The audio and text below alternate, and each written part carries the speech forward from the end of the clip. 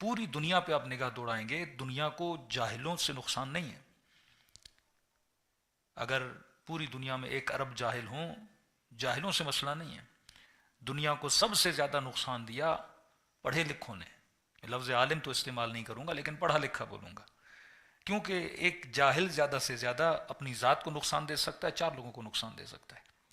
लेकिन सबसे ज़्यादा इस वक्त जिसने दुनिया को तबाह किया हुआ है वो पढ़े लिखों ने किया हुआ है। क्योंकि एक बंदूक की गोली कोई जाहिल नहीं बना सकता, एक एटम बम कोई जाहिल नहीं बना सकता, एक जेट और जहाज कोई जाहिल नहीं उड़ा सकता। वो इतनी स्टडी करते हैं तब जाके कोई पायलट बन जाता है। इतनी स्टडी करके फिजिक्स के इल्म में इतनी महारत हासिल करते हैं कि जिसने पहला एटम बम गिराया था वो सबसे बड़ा पढ़ा लिखा बंदा था।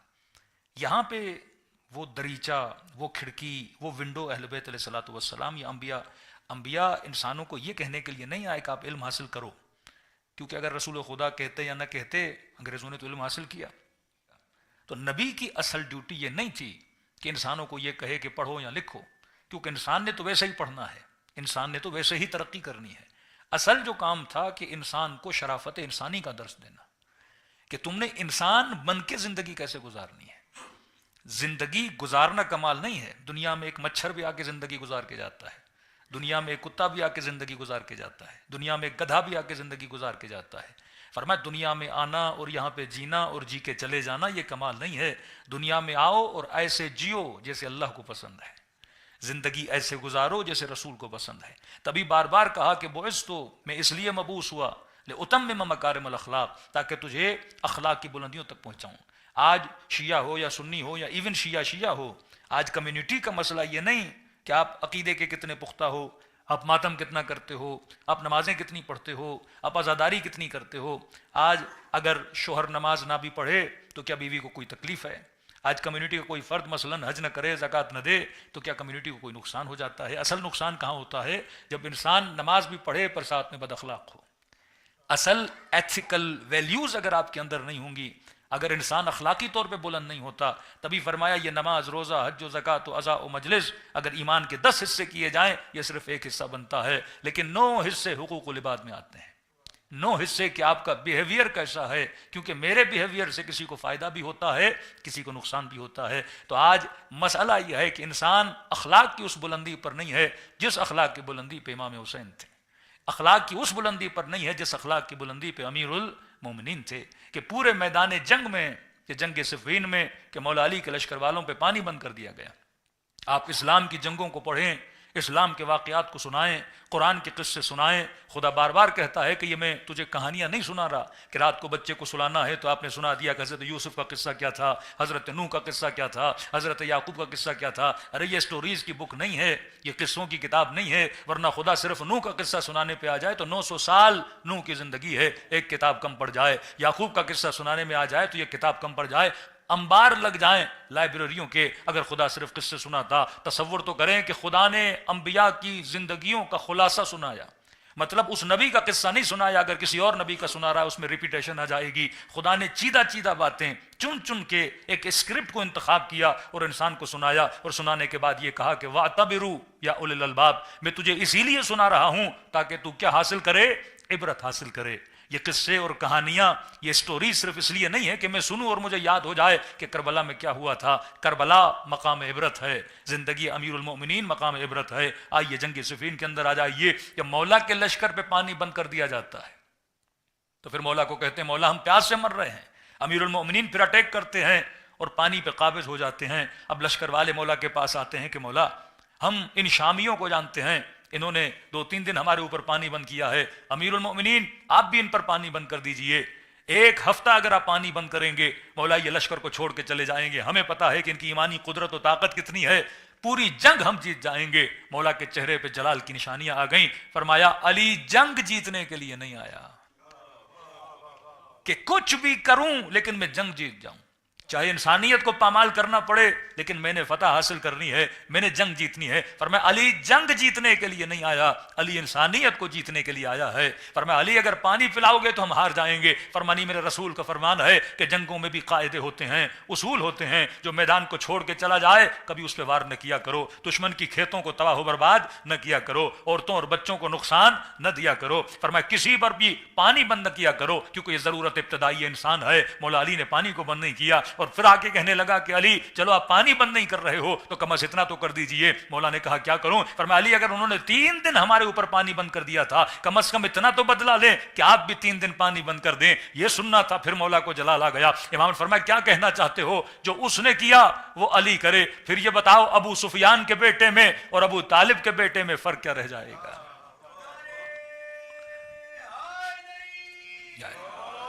کہ آج جب اپنی نسلوں کو یہ ایتھیکل ویلیو سناتے ہو کہ علی جنگ جیت سکتے تھے لیکن امیر المؤمنین نے دشمن کو پانی دیا، یہ بتانے کے لیے کہ ہم انسانیت کو جتوانے کے لیے آئے ہیں۔ ارے ہر کا لشکر مارنے کے لیے آیا تھا لیکن امام حسین نے اپنا پورا پانی ہر کے لشکر والوں کو پلا دیا۔ حضرت عباس کہتے ہیں مختلف مواقف تھے، جب مدینے سے یا مکے سے چلتے ہیں تو پہلے سے نقشے میں معلوم ہے کہ فلاں جگہ پہ نہر ہے، فلاں جگہ پہ کنواں ہے، فلاں جگہ پہ پانی ہے، تو یہ ایک موقف سے دوسرے موقف یہ سٹاپس بنے ہوتے تھے کہ پتہ ہوتا تھا کہ یہاں پہ ہم نے پھر پانی کی فلنگ کرنی ہے تو اتنا پانی اٹھاتے تھے۔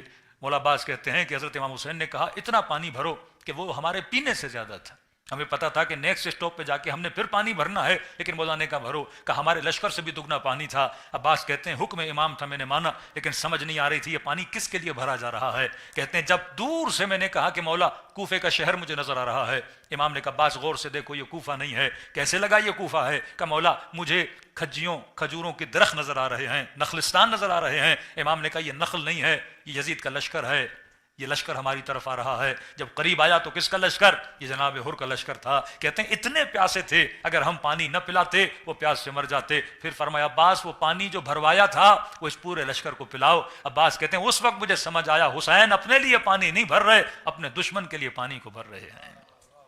آج جنگ آئیڈیولوجی کی جنگ ہے، حق و باطل کا پتہ انسان کی آئیڈیولوجی سے چلتا ہے۔ آج آپ کہیں کہ ایک حسینی اور غیر حسینی میں فرق کیا ہے؟ کیا ہمارے مسلمان بھائی نماز نہیں پڑھتے؟ کیا وہ روزہ نہیں رکھتے؟ کیا وہ حج نہیں دیتے؟ کیا وہ زکوٰۃ نہیں کرتے؟ بس وہ ہم سے زیادہ نمازیں پڑھتے ہوں۔ آج کس چیز کا مسئلہ ہے؟ آج مسئلہ آئیڈیولوجی کا ہے۔ ایون ہمارے شیعوں کے بیچ میں بھی آئیڈیولوجیکل وار چل رہی ہے کہ جب تک آپ پیور آئیڈیولوجی اہل بیت کی نہیں لوگے اور اس آئیڈیولوجی پہ چلتے ہوئے نماز پڑھو گے تو دن نماز کا اجر ہے۔ اس آئیڈیولوجی پہ چلتے ہوئے اگر عبادت کرو گے تو پھر عبادت کا مزہ بھی ہے، پھر وہ نماز قیام بھی ہے، کھڑی ہوئی نماز بھی ہے۔ ورنہ صبح سے شام تک قاضی شورے نمازیں پڑھتا رہا، ابن سعد نمازیں پڑھتا رہا۔ ہم جب دشمن اہل بیت کی ہسٹری نکالتے ہیں تو تعجب، آج میرا بچہ یہ سمجھتا ہے کہ ابن سعد کوئی فاسق تھا، کوئی فاجر تھا، کوئی شرابی تھا۔ نہیں میرے عزیز، مدینے میں خوشنام ترین بندہ ہے، یعنی لوگ جانتے ہیں کہ یہ نمازی بھی ہے، یہ حاجی بھی ہے۔ ابن ملجم قاتل امیر المومنین کہ فارس کو جب عمر نے فتح کیا تو اہل فارس نے خط لکھا خلیفے کو کہ جناب خلیفہ ہمارے پاس کوئی قاری قرآن بھیجو، تو عمر نے ایز قاری ابن ملجم کو بھیجا اور یہ لکھا کہ میں عرب کا بہترین قاری تمہاری طرف بھیج رہا ہوں، کہ جب قرآن پڑھے تو لوگ گلیوں میں کھڑے ہو جاتے تھے، جس کی آواز میں اتنی رقت پائی جاتی تھی۔ لیکن یہی ابن ملجم کس کا قاتل بنا؟ امیر المومنین کا قاتل بنا۔ مسئلہ کیا ہے؟ مسئلہ آئیڈیولوجیز کا مسئلہ ہے۔ جب آپ نظام کی بات کرتے ہو، ولایت اہل بیت کی بات کرتے ہو، تو ولایت کس چیز کا نام ہے؟ ولایت لفظوں کے تکرار کا نام نہیں ہے، ایمان لفظوں کی ریپیٹیشن کا نام نہیں ہے۔ کہ امام حسین فرماتے ہیں کہ دین لائقن، ان کی زبان کی چتخاری ہے، مطلب یہ لا الہ الا اللہ محمد رسول اللہ، جتنے بسا علی ولی اللہ، یہ زبان پہ الفاظ کو دہراتے ہیں، جس کا ذکر کرتے ہیں لیکن اس کی آئیڈیولوجی ان کے وجود میں نہیں ہے۔ ذکر کے ساتھ اگر فکر نہ ہو تو ذکر کا کوئی فائدہ نہیں ہے۔